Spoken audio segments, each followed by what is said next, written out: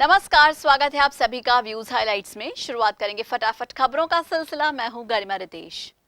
LB थाना क्षेत्र श्री रामनगर में बुधवार शाम कुत्ता घुमाने का विरोध करने पर एक युवक ने दूसरे युवक पर किया चाकू से हमला। चोट लगने पर युवक गंभीर रूप से घायल, निजी अस्पताल में चल रहा है घायल युवक का इलाज। आरोपी मनीष चौधरी को पुलिस ने हिरासत में लिया। ये आज शाम को करीब 6-6:15 बजे के आसपास की बात है। श्री राम कॉलोनी है मुंगसका में। वहाँ पर ये कोई मनीष चौधरी नाम का लड़का है जो कुत्ता घुमाने के लिए निकलता है और उसके अंदर मोहल्ले वालों को ऐतराज़ हुआ और ऐतराज़ होने के कारण आपस में ये आशीष शर्मा की इनकी कहासुनी हुई। इस बात पे इसने इसके ऊपर चाकू से हमला कर दिया। किस के ऊपर हमला कर दिया? ये मनीष चौधरी ने आशीष शर्मा के ऊपर हमला किया है।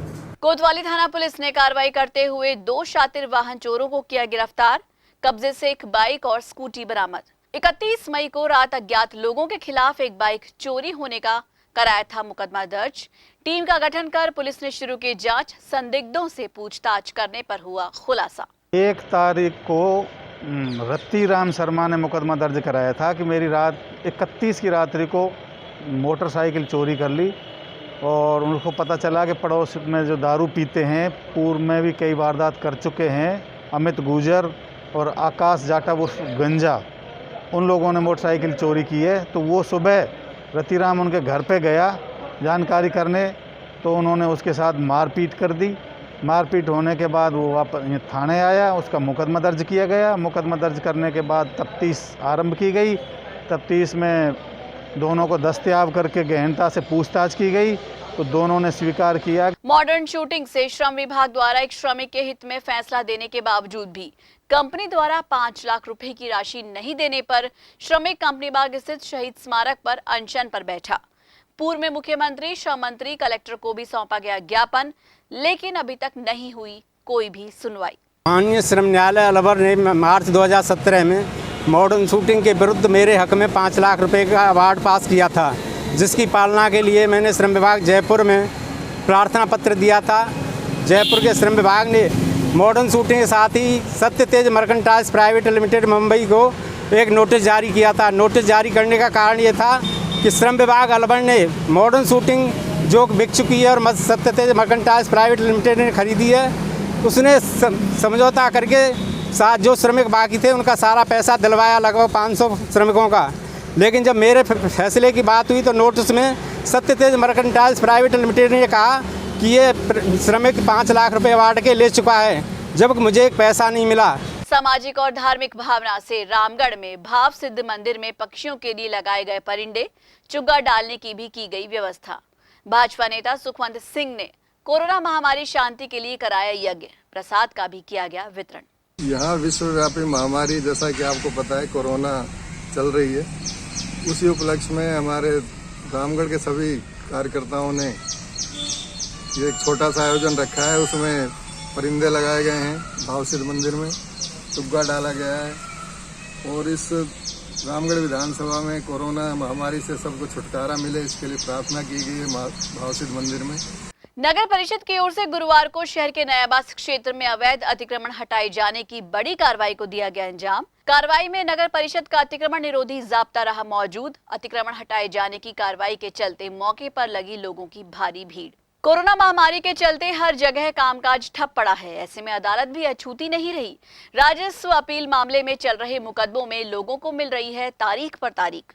किसी भी प्रकार की बहस और कार्रवाई नहीं होने की वजह से लोगों का बेवजह समय जाया हो रहा है।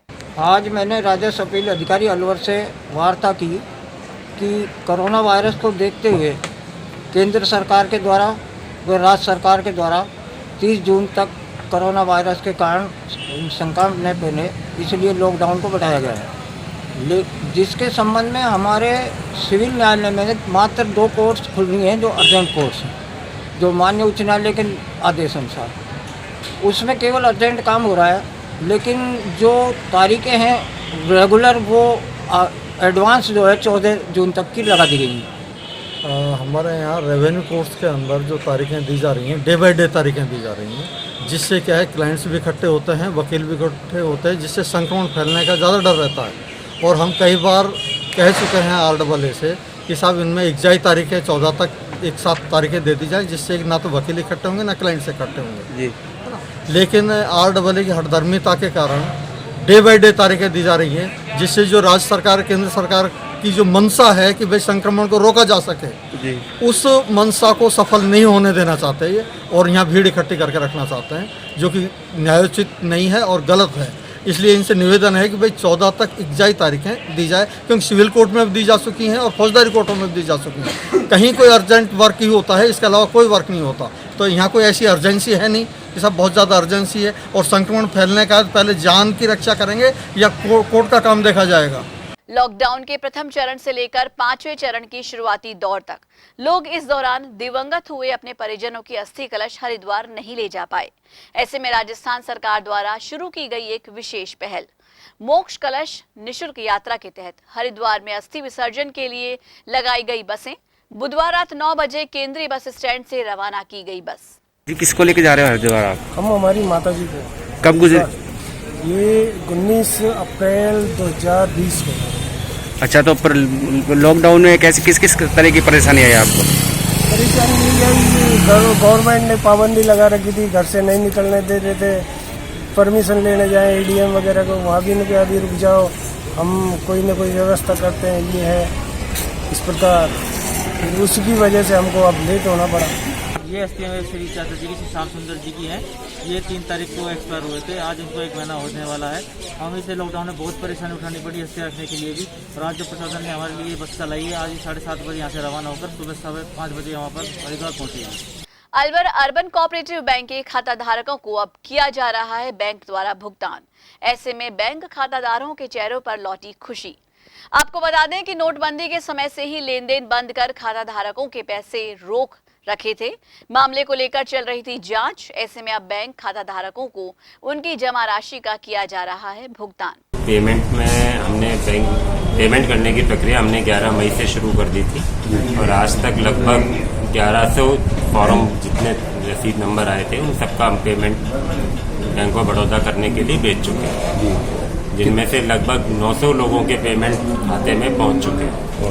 अभी क्या आगे की क्या रणनीति लगेगी? डेली हम 100 खातों के करीब पेमेंट बैंक ऑफ बड़ौदा को करने के लिए भेज रहे हैं। और यहाँ हम ले रहे हैं एक छोटा सा ब्रेक के बाद जल्द हाजिर होंगे। आप कहीं मत जाइए, देखते रहिए माध्यम।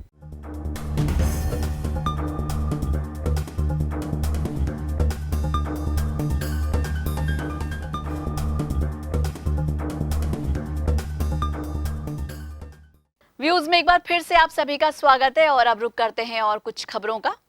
युवा शक्ति संगठन, तेजस्विनी महिला समिति और तनिष्का फाउंडेशन द्वारा गुरुवार को मोटू पतलू कार्टून्स के जरिए लोगों को हेलमेट और मास्क पहनने के लिए किया गया जागरूक। मनी का बढ़ पर इन कार्टून्स के जरिए युवाओं ने वाहन चालकों को मास्क और हेलमेट लगाने का किया आह्वान। युवा शक्ति संघ YSS हमारा NGO है अलवर में, पिछले 2 साल से वो सेवा दे रहा है। आमजन को जागरूक करते रहते हैं ट्रैफिक के रूल्स को लेकर के। और अब जो हमारा ये जागरूकता अभियान है, ये कोरोना महामारी के दौरान जो पब्लिक को अवेयरनेस करने को लेकर है।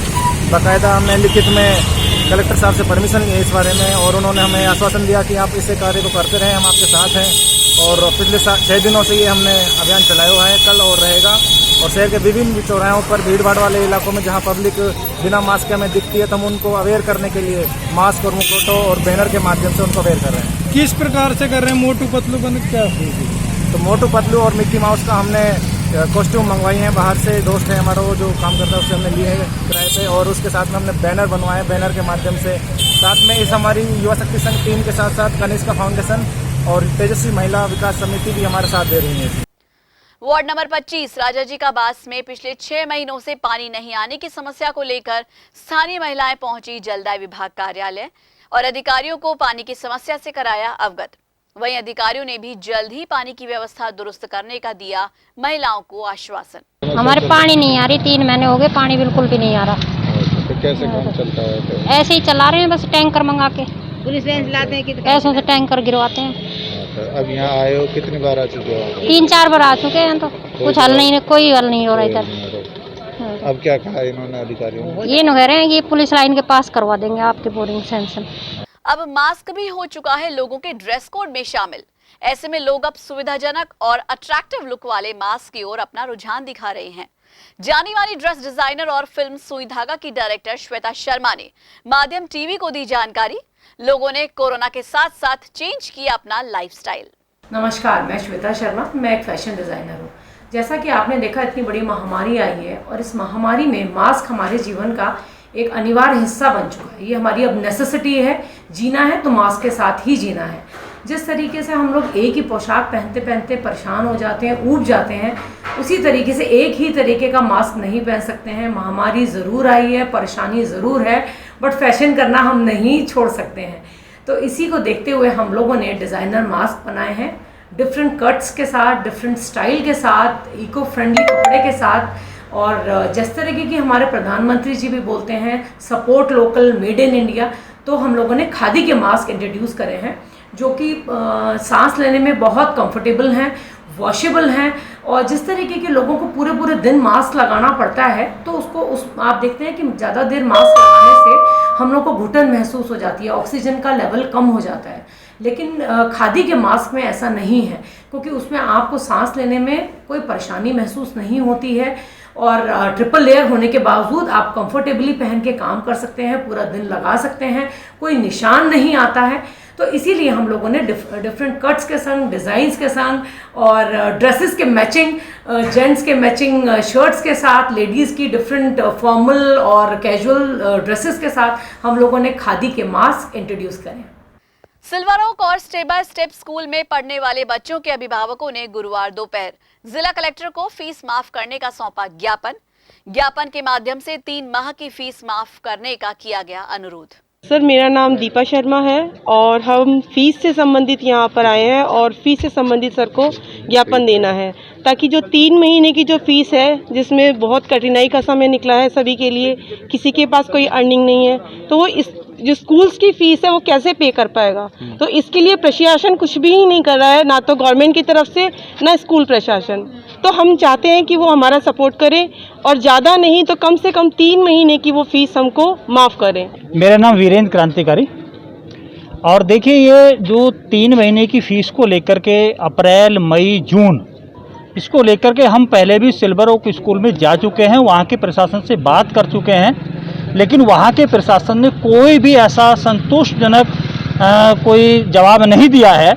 लेकिन बहरहाल 10 तारीख में मिलने की बात हुई थी, 10 जून में मिलने की बात हुई थी, लेकिन आज फिर हमने यहाँ पर ज्ञापन दिया है और पहले भी ज्ञापन दे चुके हैं। लेकिन अभी भी शासन प्रशासन कोई भी जो है, मतलब सरकार के द्वारा भी और स्कूल के द्वारा भी अभी ठीक से संतुष्ट जवाब हम लोगों को नहीं मिल रहा है। लॉकडाउन 5 में हालांकि सरकार द्वारा काफी छूट दी गई है, लेकिन आपकी सुरक्षा आपके हाथ में है, इसलिए बेवजह ही घर से बाहर ना निकलें। बहुत जरूरी काम के लिए अगर बाहर जाएं तो मास्क जरूर लगाएं, सोशल डिस्टेंसिंग की पालना जरूर करें और सार्वजनिक स्थलों पर गंदगी फैलाने और थूकने से बचें। बार बार हाथों को सैनिटाइज करते रहें। तो आज के लिए व्यूज में बस इतना ही। अपने इलाके की हर खबर जानने के लिए अपने स्मार्टफोन में आज इंस्टॉल करें माध्यम ऐप और देखिए आपके शहर से जुड़ी हर वो खबर जो आपके लिए जाना है जरूरी। नमस्कार।